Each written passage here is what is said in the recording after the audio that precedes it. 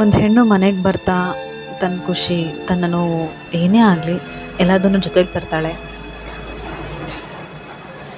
ತನ್ನ ಮೆಟ್ಟಿನ ನಿಂತ ಮನೇನ ಉಳಿಸ್ಬೇಕು, ಅವ್ರ ಮರ್ಯಾದೆಗೆ ಯಾವುದೇ ಕಾರಣಕ್ಕೂ ಹೋಗಬಾರ್ದು ಅಂತ ಪ್ರತಿದಿನ ದುಡಿತಾಳೆ. ದುಡಿಯೋದು ಅಂದರೆ ಹೊರಗಲ್ಲ, ಮನೇಲಿ. ಅವಳು ದುಡಿಯೋದನ್ನು ಎಲ್ಲರೂ ಸಹ ಗುರುತಿಸಲ್ಲ. ಗುರುತಿಸಿ ಪ್ರೀತಿ ಮಾಡುವಂಥ ಗಂಡ, ಅತ್ತೆ, ಮಾವ ಎಲ್ಲರೂ ಸಿಕ್ಕಾಗ ಆ ಮನೆ ಸ್ವರ್ಗ. ಹೆಣ್ಣು ದೇವತೆಗಳ ಸ್ವರೂಪ ಅಂತಲೇ ಹೇಳ್ತಾರೆ.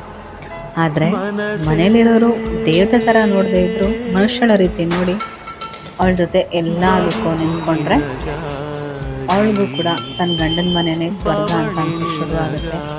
ಆ ಮನೇಲಿರೋರನ್ನ ಅವ್ರ ತಾಯಿ ತಂದೆಗಿಂತ ಹೆಚ್ಚಾಗಿ ಪ್ರೀತಿಸೋಕೆ ಶುರು ಮಾಡ್ತಾಳೆ.